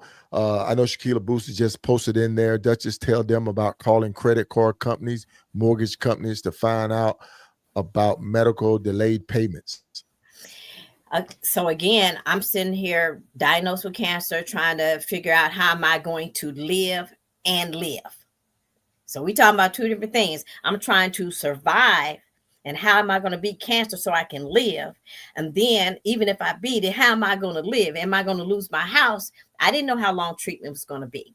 So one of the things, the VA provided no resources whatsoever, no financial support. Otherwise, I'm already 100%. So that's why I'm not too bad off, just a little assistance a month helps me through the month. But one of the other things that I did was I contacted every loan, every credit card to see that I have credit disability. And come to find out, I did it. Back in the day, they used to add those to the loans automatically. So now, before you get faced with any serious health concern, you might want to call all your credit cards, any loan company, and get credit disability added. Through your job, you want to make sure you have short-term disability and long-term disability. You need to understand your FMLA laws, and with your company, making sure you have enough hours so that you can get it. Being with the airlines, I'm on medical leave. Short-term disability ends at the end of this month. There's a lot of research, but we don't think about it until you need it. So again, your platform and us having this discussion is how we put it out there, so we can prevent this from happening to the next person. Right. Okay. Doc Remy? How hard was it for you to ask for help? We are so independent as Black women, and so we don't like to ask for help. We don't like to ask anyone. We don't want to tell anyone what goes on behind closed door. Because, back in the day, my mama say, what goes on in your home is our business. You know what I mean? So how was it? Definitely. Yeah, go ahead. It's a very, very humbling experience. Even when I first got diagnosed with cancer, I'm still trying to work it out. God says something otherwise. That's why I think I broke my leg, because he had to sit me down. Doing that, my care team, they came and gave me a pedicure. They came and washed my dishes, washed my toilet, cleaned my shower, made my bed, washed my clothes. To totally have to rely on your friends for intimate things around your house is a humbling experience. I had to, people said, well, if you need anything, just let me know. Well, I was like, bet, because at some point I had to pick up the phone and call. I called people that I was comfortable with, that I thought that they truly meant it.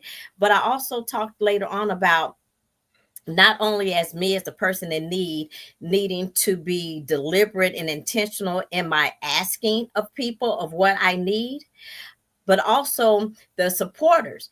Don't just put a blanket, if you need something, call me, because I'm one of them women that's usually not going to call you. We don't do that. My lady said they know I need to eat, so they call and say, I'm dropping off food today at such and such time. You see the difference in being intentional with your support? The ladies that are going through things, I have one that I call to check on. She may or may not answer the phone, but if I have $25, I'm sending it to her because I know she got to eat. So support goes a long way, but if it's not there in your face, sometimes it's easy to take it for granted. I put my journey out there, and this is out there on a daily basis, whether I'm happy, sad, I'm going through chemo. Y'all saw my port, y'all saw my breast. I want you to see my reality and not let that be you. And to help somebody else that's going through it. I've only been dealing with cancer for 6 months. From date of diagnosis to my lumpectomy on 9/11, I was cancer free in 4.5 months. That's like best case scenario. Only the Mhm. power of Okay. prayer does that, you Mhm. know. Okay. But then you have people that you had guests tonight who has been suffering with this, the effects of it for years. Yeah. Do they? Yeah. They still need Yeah. help. Yeah. They still need support. Nicole, right. Nicole says, although I'm traditional trained in Western medicine, uh, all um, all y'all ladies need to look into CBD. Rick Simpson, therapist, and the benefits of high dose CBD oils. Did you look at alternative treatment as CBD or anything like that? Was that recommended to you or part of a treatment plan? Not as part of my treatment plan, but being Belizean, I never got sick until I was grown because my grandmother had a home remedy for everything. And but when you're diagnosed, that's not the time to be on supplements and to try those alternative, unless it's to treat some of the symptoms from the therapy, Right. because you don't know what feeds what. And Right. you don't want a counter reaction to the medicine. You don't want the cancer to feed on it. So I totally got off all supplements.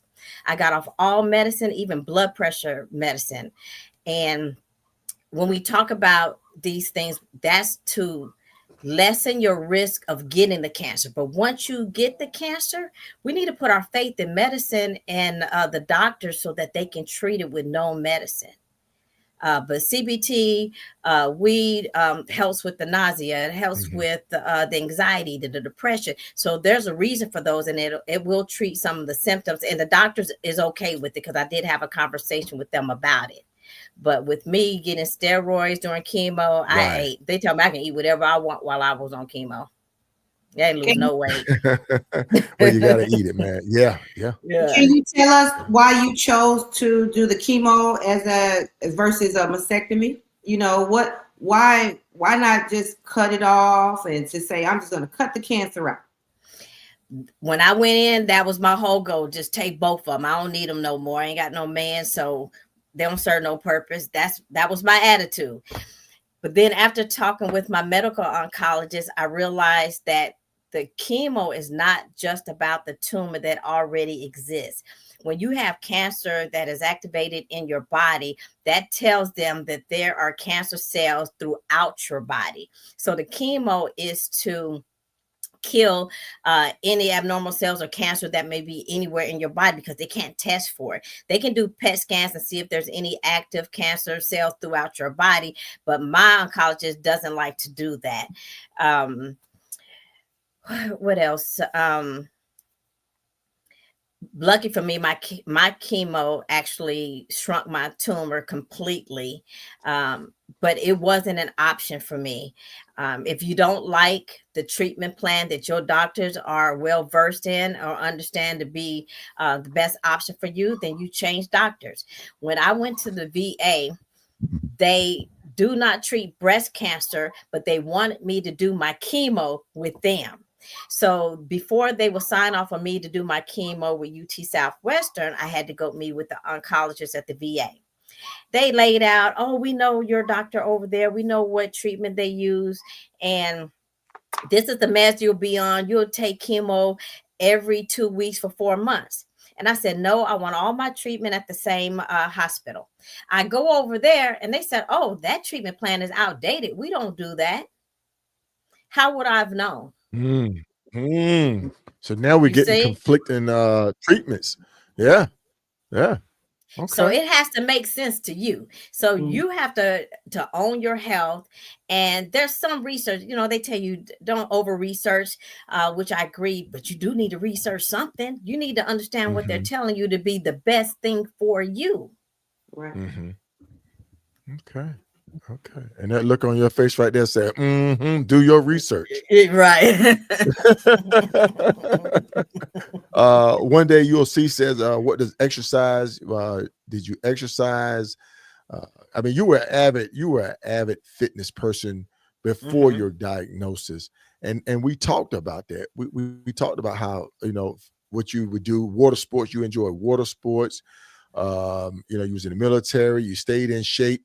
That's one thing about it, man. You know, you have to live that lifestyle of just saying, the more physically fit I am, the better I can fight things off. I can fight illness off. I can fight sickness and disease off. Would you agree to that? I wholeheartedly agree with that. Being the best version of you, spiritually, mentally, physically, before you enter into that treatment is so much better. I did not get weak. I had a few weeks where on day 3 and 4, I was a little tired. All my problems came after chemo. But yeah, I think that being in better shape and, you know, being in the airlines, I walked a lot in the airport. When I had my overnights, I walked, I swim, I paddleboard.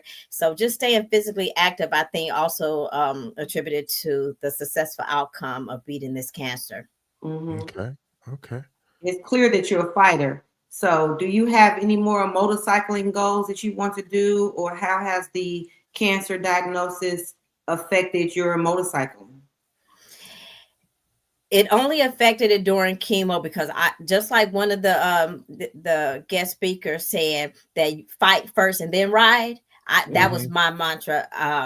I wanted to fight first before I went back to riding my bike because I didn't know the effects of it. And being on that bike, you don't need your blood pressure to drop low. You don't need to have blurred vision. So I thought that was too reckless of me to get on my bike. Now, I did go camping. I did go fishing, things that were more sedentary. But as soon as I finished chemo, I got out on my bike. Okay. I rode around, and then a few weeks ago, I actually rode to Cycle Night's anniversary, 2 hours away in Killeen. I tried to make it to Ride to Eat, but that Wednesday, I ended up having an adrenal crisis that put me in the hospital for 4 days. And getting into, if I may, can, you know, talk about the fight after the fight.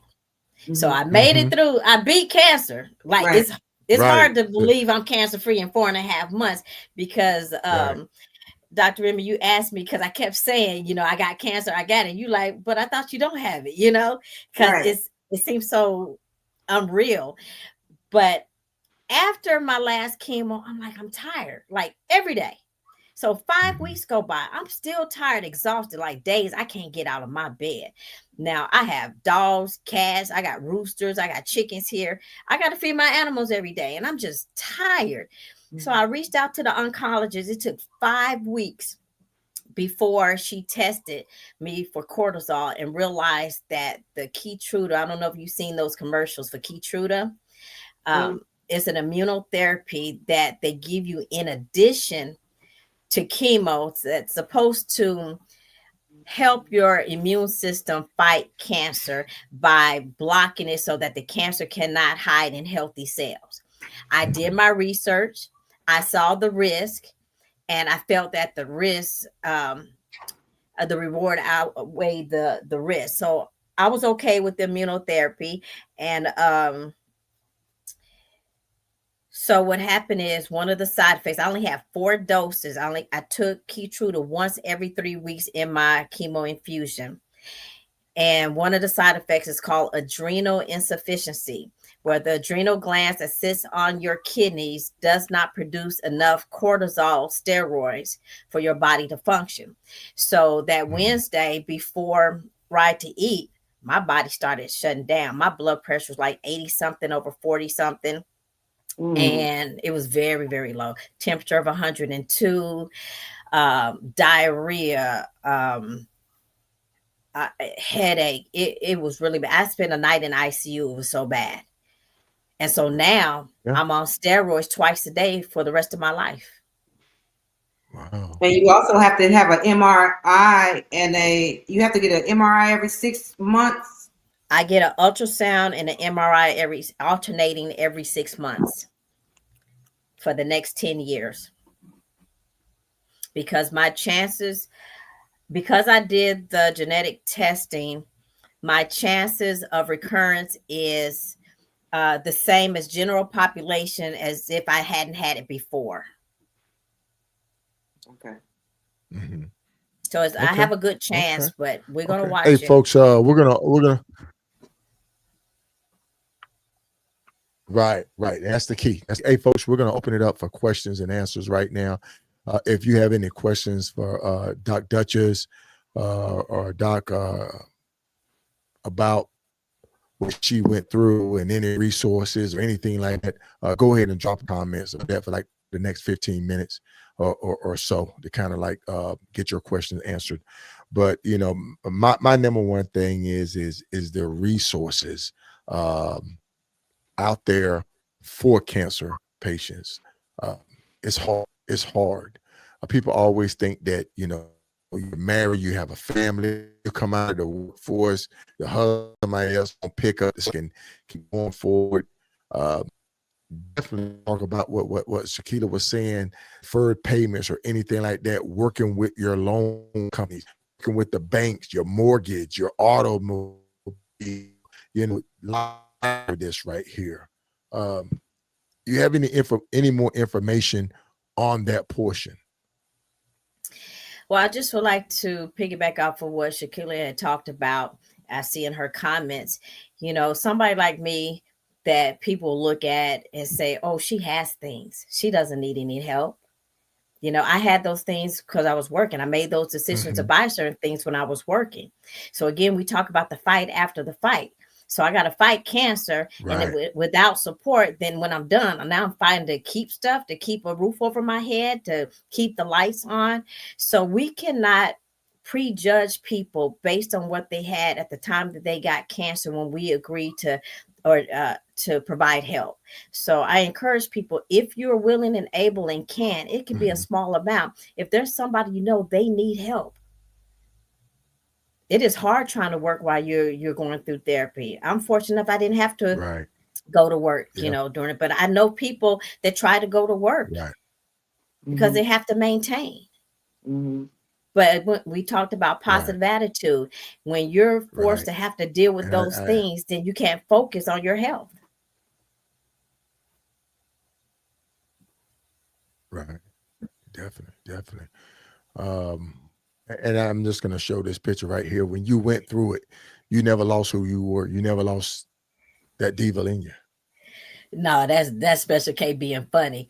Because that chemo sleep we talk about, man, that stuff will knock you out. That's the best sleep you can get is some chemo sleep. And so that's just them having fun. Okay. Yeah, man. Definitely been an informative night. I think we hit it right on the head. I want to thank everybody for coming in, commenting, sharing their journey, sharing their experiences, dealing with cancer. Like I say, this is not just female breast cancer. This is not just, female issue. This is male. This is youth. This is children. This is the elderly. This is all of us, white, black, Asian. It doesn't matter. This is all of us. This is something that we all should share. And then being motorcyclists. And this is what I tell all my male friends. We sit on a motorcycle that has a backbone that we sit directly on top of, and we're straddling that thing. And our testicles, our prostate, our gooch, all of that is right there being pounded. We riding 1,000 miles. We riding thou miles, as Sergeant would say. We riding 1,500. We riding extended periods of time with that pain, that pressure. We're bruising that area. We're causing damage to that area. You have to learn to stretch. You have to learn how to go to the sauna. You have to learn how to go to the hot tub and stuff like that to kind of like ease all of that inflammation and pain, because inflammation is another way that cancer will seep into you. Yep. Because it thrives in those areas of your body that, something's wrong. And inflammation is what? Something's wrong with those tissues in your body. Right. So take it serious, folks. For all my males out there, man, don't be afraid to go get that prostate exam.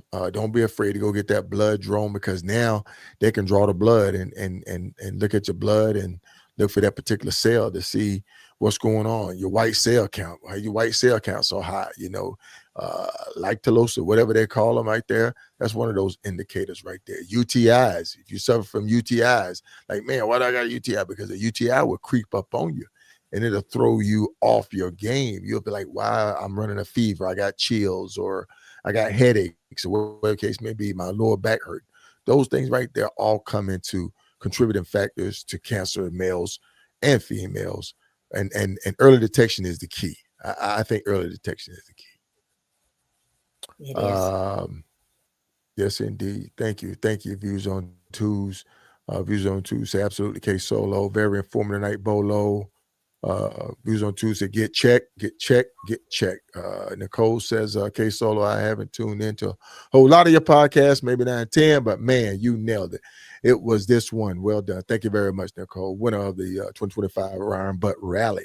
Indeed. Early detection is the key. Thank you, everybody. We're going to go ahead and get ready to wrap this one up. We're about an hour and 45, 47 minutes into it.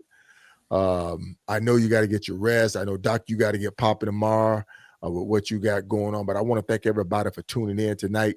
We're going to go around the horn.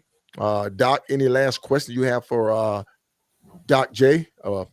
Doc Duchess? I go by last name. Doc Jackson. Just call me Duchess. Duchess. Yeah. Any plans to travel to Alaska or any long distance journeys you plan on doing in the future? Oh yeah, I've been off my bike for 6 months. I'm looking forward to riding to Canada, riding to Alaska, possibly Four Corners, but I'm ready to get back out there. Okay, cool. Yeah, sure. Indeed. Yeah. This was definitely one picture that I had to just share. First day back on the bike since I broke my leg and was diagnosed with breast cancer in April. My leg is healing, and now that I've completed chemo, I have a little energy and strength to ride again. Man, that's inspiring. That's inspiring. Yeah, Doc, thank you. Yeah, Thank you. man, indeed. Any last words you want to share with the audience tonight, Doc Duchess? The last word is get tested. Mm-hmm. That's it. That's it. Thank you. Well, I will be get tested. Okay. Yes. And you promised, right? I promise. And I'm going to join your Facebook group. Okay. Yes. Let's talk about that before we go. Would you mind sharing your Facebook group with us, Doc Duchess? So I have the t-shirt on, but okay. It's called, let me see if it'll focus. Cancer, I promise. And I have t-shirts and I have, let me see if it'll focus. That's the sticker. Cancer, I promise. And this one says to fight with Dr. Duchess. So the name of the Facebook group is Cancer, I Promise. And you fill it in, but I want you to promise to support, promise to get tested, promise to be there for somebody else. So that's what I want to put out there. I want you to make a promise that we can get treated. Nobody has.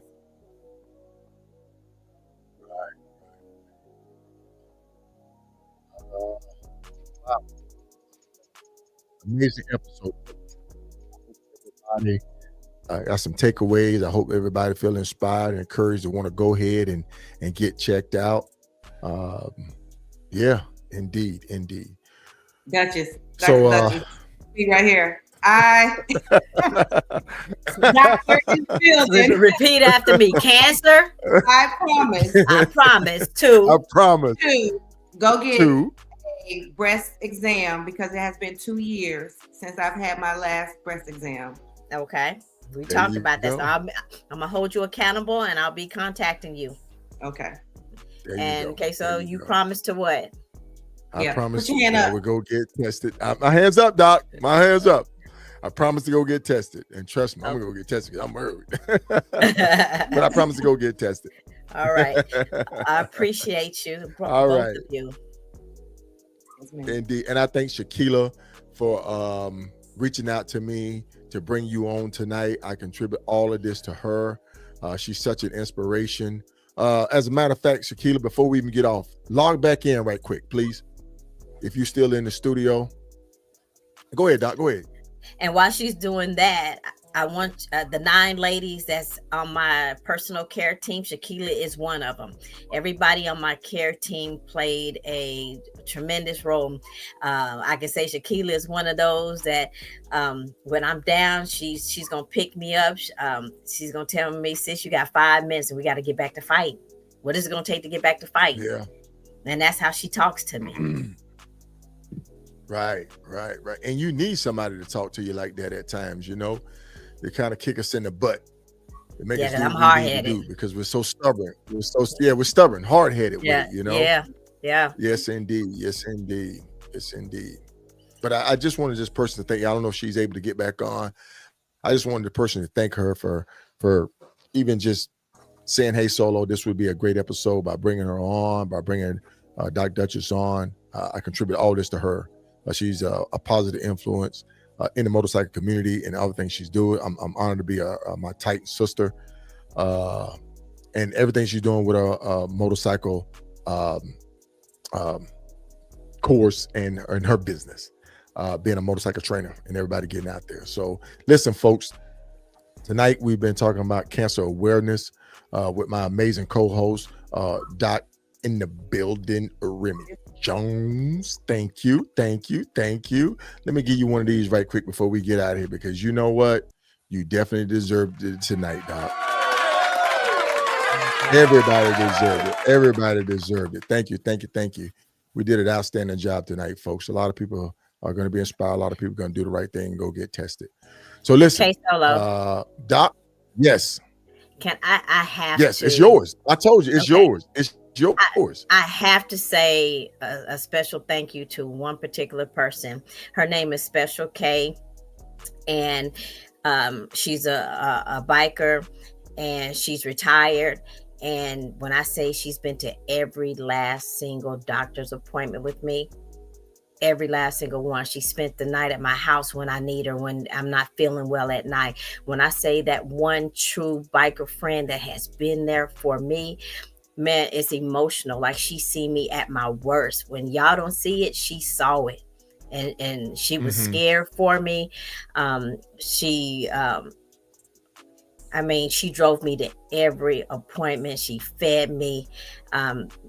No better true friend that I have in this world than Special K right now. And I wish everybody would have that one person in their life that they can depend on, that's consistent in the help and the encouragement that they provide. I tried to get her on tonight, but she had something she had to do. But I cannot get off this podcast without publicly thanking her for being there for me and continuing to be there for me and my family. Indeed. And we have Shakila. How you doing, sis? Good. I'm good. I was in the group. I was like, oh my God, get back on the show. Get that hat. Yeah, I'm back. Go get that hat. Well, you know, it's Team Moto Mob. Yeah. That's right. Yeah. Team Moto Mob. But listen, sis. This was an amazing podcast, man. Thank you, Solo. Thank you, Remy. Duchess, you killed it, sis. Thank you. Indeed. And like I said, I just want to publicly thank you for saying, Solo, you need to do this. Yes. And what I tell you, if you need me, I'm there for you, right?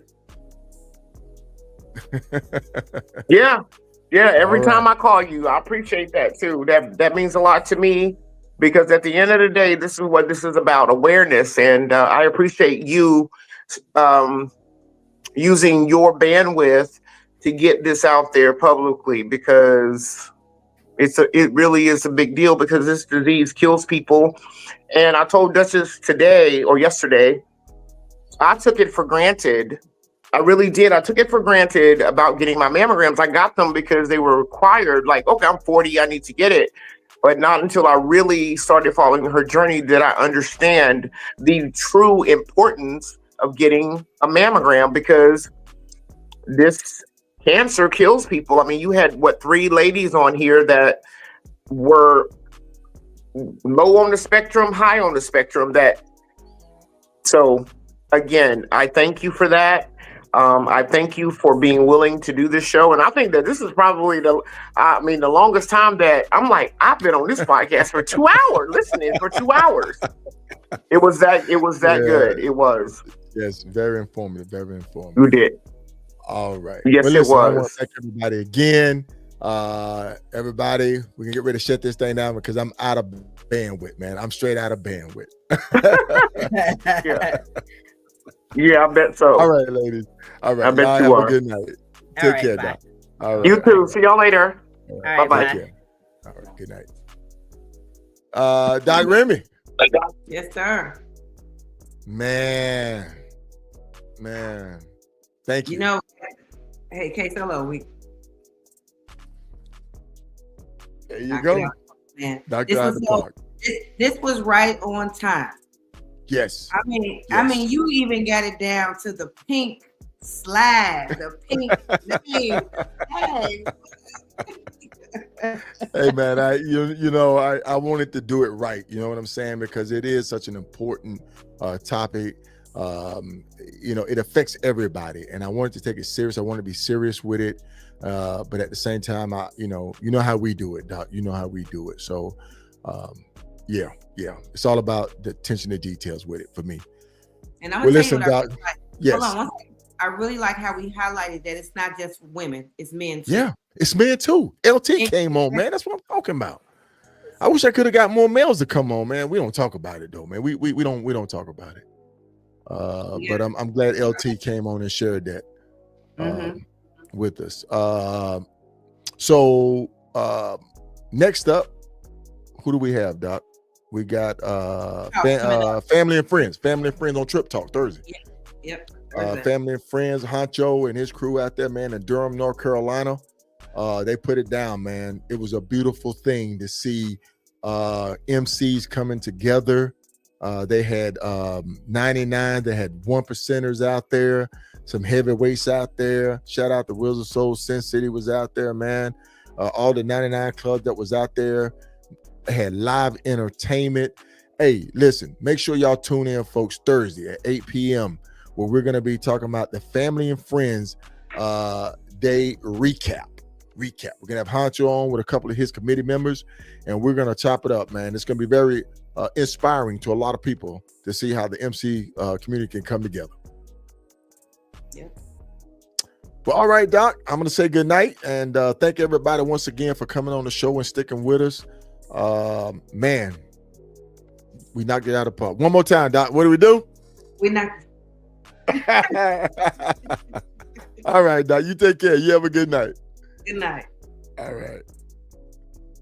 Folks, thank you for joining us. But listen, I hope this has been informative. I hope it's been educational for you. I hope you got something from it. So hopefully you'll tune in with us Thursday night where we'll be talking about Family and Friends Day down there in Durham, North Carolina. The weather held up great. The food was delicious. Shout out to the cooks out there, man. Had 3 big grills going. All of the social media influencers was out there taking footage, man. Sonny Red was out there. Met Sonny Red, man. Privilege.